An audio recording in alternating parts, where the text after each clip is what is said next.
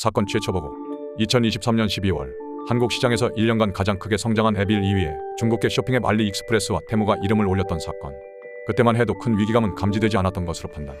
사건 발생 4개월 뒤인 현재 알리와 테무는 각각 888만 명, 830만 명이 사용하는 국내 2위, 3위 쇼핑앱으로 급성장. 이용자가 많아지고 언론에서 주목하기 시작하면서 여러 가지 문제점이 드러나고 있는 상황으로 확인. 개인정보 수집과 이용에 대한 실태 조사에 착수했습니다. 1기획공 수사팀 사건 보고. 알리 테무의 공습이 한국과 전 세계에 미친 나비 효과.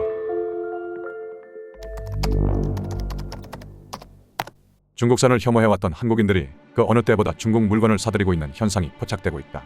지난 1년 사이 해외 직구 건수가 크게 늘었다는 관세청의 보고가 들어왔다. 작년 한 해 직구 건수는 1억 3천만 건, 이 중 8,800만 건은 중국 직구로 1년 새 70.3%나 증가한 것이다.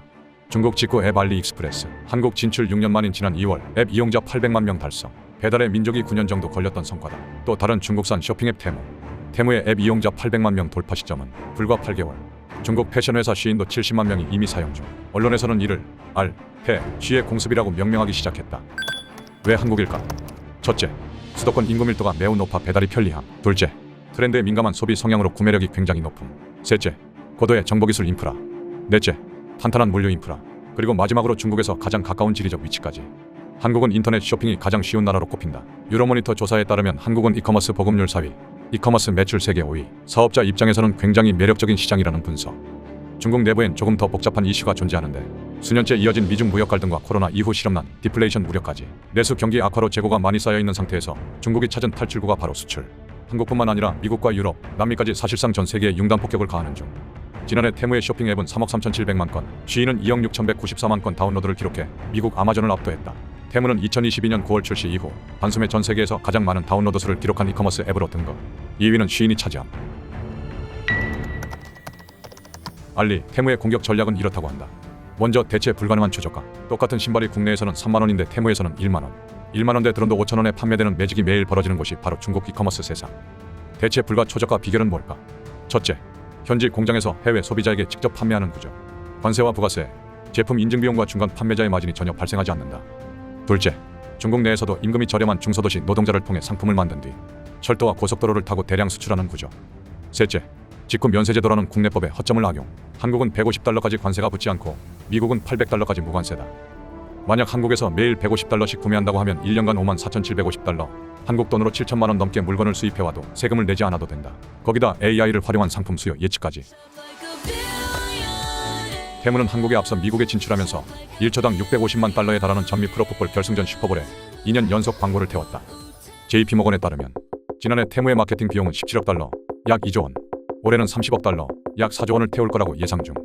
테무의 모기업 핀도더는 지난해 총 운영비 137억 중 84%를 마케팅 비용에 쏟아 부은 것으로 확인됐다. 알리바바는 한국 시장에 본격 진출을 선언. 3년간 1조 4,400억 원을 투자해 물류센터를 짓고 한국인 경력 직원을 대거 영입 중임. 테무와 쉬인도 한국 지사를 설립하며 경쟁에 박차를 가하고 있다. 이른바 중국발 전에 전쟁이 벌어지고 있는 중인 상황으로 이해하면 된다. 미국 IT 전문지 와이어드에 따르면 테무는 고객 주문 1건당 평균 30달러, 약 4만원의 손해를 보고 판매한다고 한다.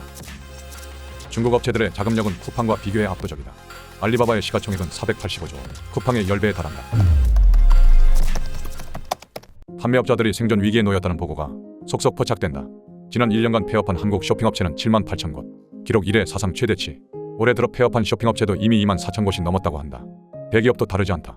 이마트는 창사 이래 처음으로 희망퇴직을 실시. 홈플러스와 롯데마트도 점포수를 계속 줄여가고 있는 상황. 전문용어로 오프라인 소매업 종말 현상, 리테일 아포칼립스 상태다. 소매업이 유통과 판매에서 배송으로 바뀌는 패러다임의 전환기에 놓여 있으며 한정된 점포 안에 영업시간이 정해진 전통의 소매업은 점차 사라지고 24시간 영업하며 배송만으로 승부보는 시대가 열리고 있다는 분석이다. 미국의 최대 백화점 체인 메이시스나 세계 최대 장난감 체인 토이저러스의 몰락도 비슷한 결로 설명이 가능할 것이다. 아무리 오프라인 매장이 크다고 하더라도 온라인 쇼핑몰을 당해낼 수 없다는 논리. 쿠팡이나 알리익스프레스는 판매 상품만 1억 가지가 넘는다. 중국산 저가 쇼핑 앱들은 세계 각국에서 10대, 20대를 중심으로 인기를 얻고 있다고 한다.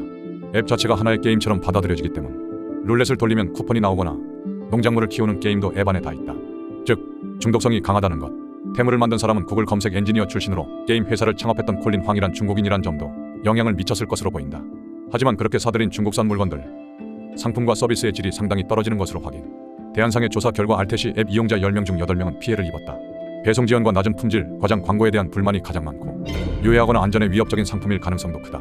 하지만 검수 과정이 불분명하다는 게 문제.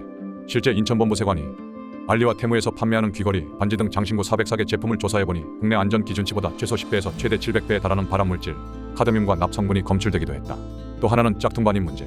디자인이나 상표권 침해 상품들이 너무나도 저렴한 가격에 판매되고 있어 피해가 예상된다. 가장 큰 문제는 개인정보 유출 우려.